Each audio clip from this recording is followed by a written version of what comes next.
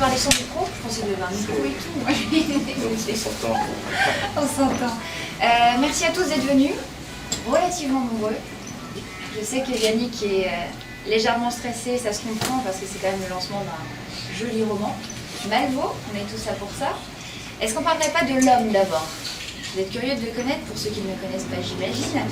Moi, j'ai envie de dire un truc en premier.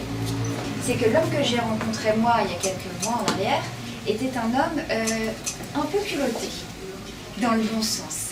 C'est-à-dire qu'il m'a contacté en enlevant tous les filtres et en se disant voilà, j'ai envie de te rencontrer parce que j'ai des projets, j'ai des idées, j'ai envie que ça avance. Il n'y croyait pas trop au départ, il ne savait pas si j'allais répondre, j'ai répondu tout très bien. Et j'ai rencontré un homme qui était plus qu'intéressant. Et en fait, je ne suis pas du tout étonnée que quelques mois plus tard, il y ait ce bouquin. Voilà. Cet homme, alors là je vais reprendre mes papiers parce que c'est même ce qui est important, tu vas me dire ces choses-là. Cet homme est donc consultant, chroniqueur pour divers médias, vous connaissez, sur les questions jeunesse. La jeunesse est très importante à ses yeux. L'éducation populaire, il y a aussi la com politique. Un peu, mais quand même. Selon lui, l'homme, donc, c'est au cœur du croisement entre idéalisme, indignation et audace. Audace, j'en ai parlé il y a quelques secondes, on est d'accord. Que naissent les changements profonds, les révolutions. Est-ce que je dois ajouter autre chose sur l'homme? Tu as dit qu'il était stressé, donc mais non, il ne faut pas. Est-ce qu'ils ont l'air méchants, ces personnes? Non, ils sont tous bienveillants, tous ces regards là. Mais c'est pour toi, justement. Vous avez remarqué aussi, je crois que ça saute aux yeux, on est dans un magasin magnifique du sac. Et là, avant de parler concrètement du livre et du roman, on se dit, mais quel est le lien direct avec De Fursac? Je me tourne vers ici, vous voyez ce petit costume. Voilà, c'est un indice. Est-ce qu'on peut en parler un peu plus quand même? Parlons-en. Alors, l'idée de faire ça ici est née aussi de l'idée de quelqu'un à qui je rends hommage tout de suite, qui est en face de moi. C'est la très précieuse Julie, voilà. Qui compte tant à mes yeux, qui m'a suggéré de mettre encore plus en valeur le costume dans le livre. On cherchait un endroit pour faire un lancement, un endroit plus ou moins atypique, et en passant, on est passé devant cette boutique et on a eu cette idée. À l'audace, on a demandé s'il y avait cette possibilité-là.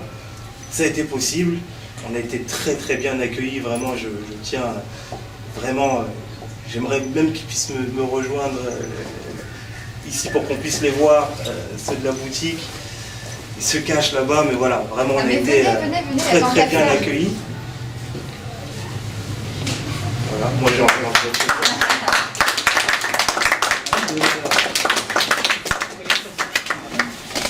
On a été accueillis par une super équipe, que ce soit au téléphone, même physiquement. Vraiment, c'est une chance, il y a eu un alignement qui était vraiment extraordinaire. J'en suis vraiment fier. On se retrouve entre gens simples, entre gens de valeur. Et vraiment, moi, ça m'a vraiment fait plaisir. Donc, il y avait un lien évident entre Malvo, donc ce personnage, avec ce logo et la cravate, et donc la ligne de vêtements haut de gamme, parce qu'il faut se le dire, je suis content, c'est pas tous les jours que je serai habillé comme ça, je pensais même pas que j'allais pouvoir m'habiller comme ça un jour, mais voilà, donc je tenais vraiment à prendre tout le monde à témoin pour vous dire merci beaucoup pour votre accueil, pour votre bienveillance, et puis qui sait si c'est un succès, il y a peut-être autre chose à imaginer, en tout cas je l'espère, mais vraiment merci beaucoup, je tenais vraiment à le dire du fond du cœur, merci. Alors on va rentrer un petit peu dans le vif du sujet, parce qu'on est tous là pour ça. Malvo, alors Malvo, mais qui est Malvo et déjà pourquoi ce nom? Enfin, moi c'est ma première question, puisque c'est un obsédé du contrôle, ça on sait. Ouais. Voilà, tiré à quatre épingles, on a compris. Oui. Mais Alors Malvaux, pourquoi Malvaux? Parce que j'ai des copains ici, là, qui directement, quand ils l'ont su, ils sont cachés, ils disent Malvaux. C'est quelque chose qu'on retient très facilement. C'est un nom qui pour moi, coulait de source avec la personnalité du personnage, mais aussi quand on prend lettre par lettre, le M ça fait mystère, Malvaux est mystérieux. Le A ça fait anticipation, Malvaux anticipe tout, parce que c'est son métier. Vous le lirez. On peut rappeler juste rapidement son métier, on n'a pas le temps. Alors, si on va dire Malvaux, en fait, son métier, il est avocat international, mais de l'autre côté, il est aussi ce qu'on appelle un peu un nettoyeur. C'est quelqu'un de très controversé qui va, voilà, ça passe du maquillage de la scène de crime à la grande plaidoirie au tribunal de Paris. Je regarde Éric Moutet en face de moi, qui est avocat, qui connaît très bien ça. Olivier Pope. Voilà. Et c'est son métier, donc effectivement le A comme anticipation, le L comme lucide, parce qu'il a besoin de beaucoup de lucidité dans tout ce qu'il fait, le V comme valeur, parce que malgré tous ses défauts, il a aussi beaucoup de qualités et beaucoup de valeurs, il défend ses valeurs, et c'est aussi pour ça qu'il est tiraillé, parce que pour avancer, pour réussir à faire ce qu'il fait, il est parfois obligé de les tordre ses valeurs, et ça le bouffe, ce personnage. Et le O, non pas comme audace, sinon je serais un vrai imbécile, mais le O comme obsédé, obsession, parce que oui, c'est un obsédé du contrôle, c'est un obsédé de la réussite. Et pour être clair, voilà, j'ai essayé d'aller chercher des défauts que j'ai, les remettre sur ce personnage sans que ce soit autobiographique. Ah, c'était la question suivante. Et c'est la transition. Est-ce que c'est un livre qui permet de dénoncer, en fait? Parmi les personnes qui l'ont lu, il y en a qui m'ont dit qu'il y avait plusieurs histoires dans l'histoire. Je trouve que c'est une vraie remarque, que ça tient la route. Et dans chaque histoire, il y a un message. Il y a un message, on peut dénoncer plein de choses. On parle beaucoup d'amour, on parle beaucoup de haine. Oui, ça permet de lutter contre la haine, d'ailleurs, ce roman. Voilà, l'idée c'est que, je ne sais pas si j'y arrive, mais qu'on puisse se dire que la haine, finalement, c'est pas une fatalité. Qu'il y a d'autres moyens d'avancer, de chercher à créer du lien. Donc effectivement, oui, il y a pas mal de messages et de manières de dénoncer les choses, notamment à travers une histoire d'amour que vous découvrirez. On voit vraiment l'évolution d'un personnage. Quand l'amour prend la place de la haine, on arrive à construire. Donc il y a aussi ça. Est-ce que c'est un polar qui rassemble? Je crois que ça rassemble dans le sens où finalement, tous autant que nous sommes, je ne veux pas parler à votre place, mais on est tous, à un moment ou à un autre, amenés à se questionner. Alors, est-ce que la fin justifie les moyens? Est-ce qu'on est prêt à tout? Est-ce qu'on laisse assez de place pour le lâcher prise? Il y a tout plein de questions qui viennent régulièrement dans ce roman. À la limite du polar, c'est vrai, parce qu'il y a quelque chose de cet ordre-là. Et dans ce sens-là, vu qu'on partage tous un peu, c'est ce que je dis, c'est qu'il prend un peu de chacun, ce personnage, mais je crois que ça peut nous rassembler. Surtout, pour aller plus loin dans ce message-là, moi, ce que je tenais à dire vraiment, c'est au-delà du livre même, en fait, c'est le fait d'écrire. L'écriture, la littérature, la culture, au sens large, je crois que ça nous donne tous un pouvoir, qui nous donne beaucoup de responsabilités. Ça nous rend tous, quelque part, bâtisseurs et démolisseurs. Je m'explique. Démolisseurs d'abord, parce que de par l'écriture, de par l'imagination, de par le partage de valeurs, mais quelque part, on casse tous les murs invisibles qui existent ici et là, surtout dans cette période assez compliquée qu'on connaît tous, et bâtisseurs, parce que finalement on arrive à construire, à bâtir les ponts qu'on doit bâtir pour pouvoir avancer ensemble, et je crois que la période nous invite tous à la responsabilité par rapport à ça, et à se servir donc de cette culture qui rassemble et qui nous permet d'avancer en regardant tous dans le même sens. C'est pour ça que je suis vraiment content d'avoir cette diversité dans cette salle, diversité culturelle, professionnelle, sociale aussi. Il y a même quelqu'un de l'Olympique de Marseille, mon club de cœur, qui est là, que je vois là. Il y a des artistes, il y a des avocats, il y a des journalistes, il y a mes amis d'enfance. Vraiment, je suis très heureux de ça, et pour moi ça fait aussi partie, c'est pour ça que j'ai souhaité ce rassemblement, ça fait partie des messages que je veux faire passer. Alors Malvaux n'est pas autobiographique, mais quand même un peu. Il y a des petits trucs qu'on sent quand même derrière Yannick. Oui, bah après il faut me connaître. Faut me connaître. Bon, pour ceux qui me connaissent, oui, il y a quelques similitudes, mais vraiment, moi j'insiste, Malvo, c'est pas moi, je ne suis pas Malvo. Malvo est quelqu'un de très arrogant, ce que je ne suis pas. Oh, si, un petit peu. Non, et puis ouais, il y a, comme je le disais tout à l'heure, il y a quelques défauts que j'ai pris chez moi, que j'ai exagéré sur le personnage, que j'ai quelques qualités que j'ai minimisées chez le personnage. Donc c'est un peu comme ça que j'ai réussi à écrire, à créer un peu ces personnages. Et puis ma foi, oui, il y a un côté un peu autobiographique. Yannick, alors on parle de ce roman, on parle de l'homme, on parle de Malvo, mais pour que tout ça puisse exister, il faut surtout un éditeur. Oui. Alors on a Fauve Édition qui était avec nous ce soir. Oui, bah effectivement, je ne pouvais pas ne pas exprimer toute ma gratitude, toute ma reconnaissance à mon éditeur et à toute l'équipe, que ce soit M. Michalon, Anne Copin, Sophie Méraud, Anne Leclerc. Il ne faut jamais se lancer dans les noms parce que c'est pas le bon plan, c'est pas le bon plan du tout, mais en tout cas, voilà, je voulais vraiment, comme de Fursac, mais encore plus avec vous, parce que j'ai trouvé un éditeur ouvert, humain, avec qui on travaille vraiment de manière remarquable. Et c'est toujours très important, enfin pour moi qui viens, j'aime pas ce discours-là, mais je sais d'où je viens. Il y a des gens de chez moi qui viennent, Évry, quartier des Pyramides, on n'est pas trop habitué aux écrivains, donc j'ai fait ce pari-là. Et toquer à une porte, et on n'est pas habitué à ce que toutes les portes s'ouvrent. Ça, il faut se le dire aussi, on est plus habitué à passer par la fenêtre. Ça crée des problèmes, mais en tout cas, voilà, plus on avance, plus on se dit qu'il n'y a pas d'obstacles insurmontables. Et on rencontre des gens, des personnes, à mon sens, exceptionnelles. Et je tenais vraiment à vous remercier. Et je vais même lancer ça.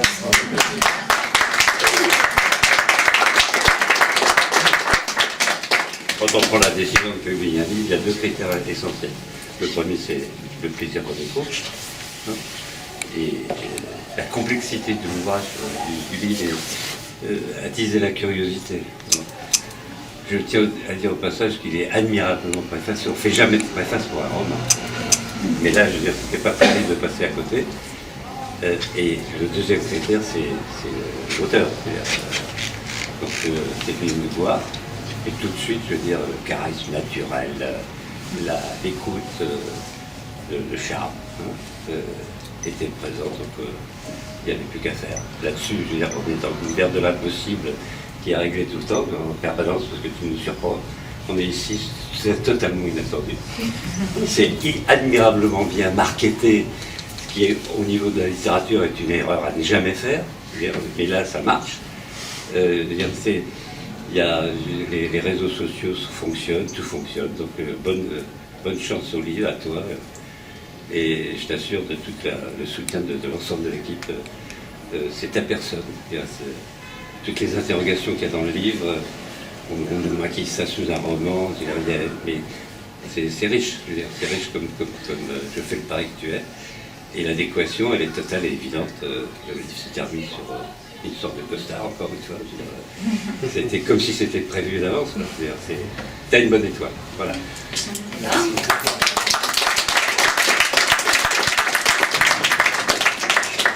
Je voulais quand même réserver, je ne pouvais pas passer à côté de ces quelques mots pour remercier. On se parle souvent, quasi tous les jours, mais là je veux prendre tout le monde à témoin pour remercier Julie Dénès. Tu es remarquable. Bravo.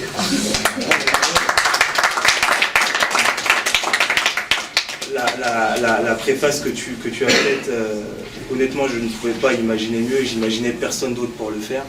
Donc vraiment, du fond du cœur, merci pour cette préface, mais surtout merci d'être toi et merci de m'accompagner. Voilà.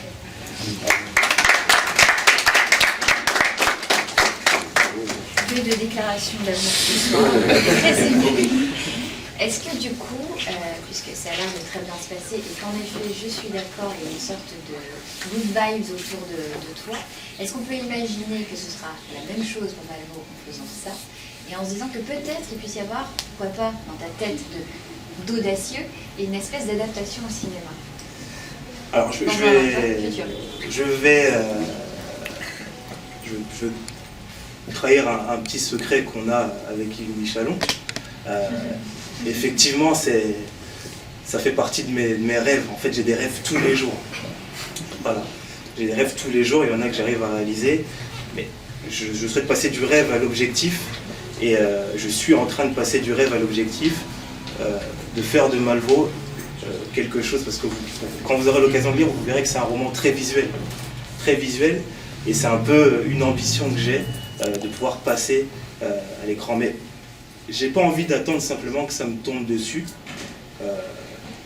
Je vais rester tranquille. Je vois Michel lever la main. Je vais rester. La patience, il va falloir en avoir. Oui, c'est long.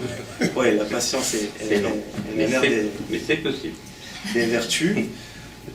Parce que c'est long et parce que je souhaite aussi être proactif et parce que je pense être aussi un homme de projet. Je souhaite aussi, vu qu'il y a du monde, il y a des gens qui viennent un peu de tous les horizons, il y a même des gens du cinéma, des réalisateurs, une personne qui a produit quand même un film qui est passé au cinéma, que j'ai en face de moi, il y a un acteur que j'ai en face de moi, Sadia Diawara, Lomi Kanouté, voilà, qui a produit La Cité Rose, voilà, Asso qui est artiste. Voilà, je souhaite vraiment qu'on puisse se retrouver à un moment ou à un autre en fonction du succès du livre pour essayer d'imaginer quelque chose. En fait, ce que je veux, c'est confronter mes idées aux autres. C'est comme ça que je fonctionne. C'est pas seulement moi, dans un coin de table, imaginer les choses sur mon ordinateur et dire ça va se passer comme ça. Non, j'ai besoin de sublimer, d'essayer de sublimer ce que j'ai en tête. Et par rapport à tout ça, on aura le temps d'en discuter, mais je souhaite me rapprocher de certaines personnes pour essayer d'imaginer les choses du mieux qu'on pourra. Voilà, donc oui, effectivement, c'est quelque chose que j'envisage, que j'ai envie d'envisager en tout cas. Voilà. Avant de tous trinquer à Malveau et de manger quelques petits fours, est-ce qu'on a quelque chose à ajouter de primordial que moi j'aurais pu oublier et que toi tu vas absolument dire? Ce que je veux absolument dire, c'est... De rien, j'étais contente d'être là pour toi. Ce que je veux absolument dire, c'est déjà te remercier. Non, c'est une blague, arrête. Non, c'est une blague. J'aurai l'occasion de te remercier. C'est te remercier et vous remercier tous autant que vous êtes, parce que c'est pas facile un mercredi en plein Paris d'être ici pour un roman. Donc vraiment merci pour cet effort, parce que je pense que c'est un effort de venir. Il y en a qui viennent de loin. Donc merci beaucoup.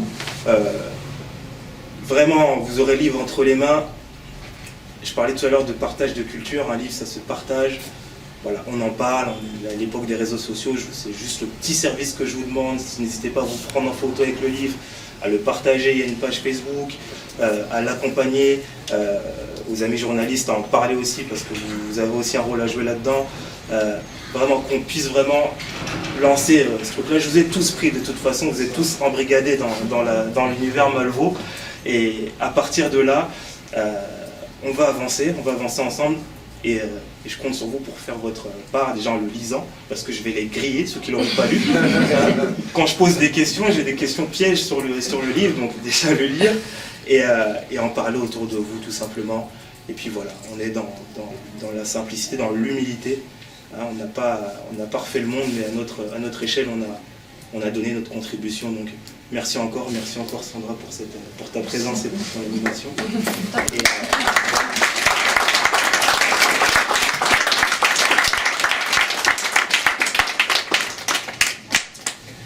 C'est très simple. Yannick nous a contactés. Il nous a écrit un très joli mail en nous expliquant sa démarche, son projet. Et on a répondu favorablement parce qu'on souhaitait le soutenir. Donc je dirais que c'est plus un projet humain et de bonne entente entre deux entités, entre Malveau avec Yannick et entre notre marque, pour soutenir la création, pour soutenir un beau projet.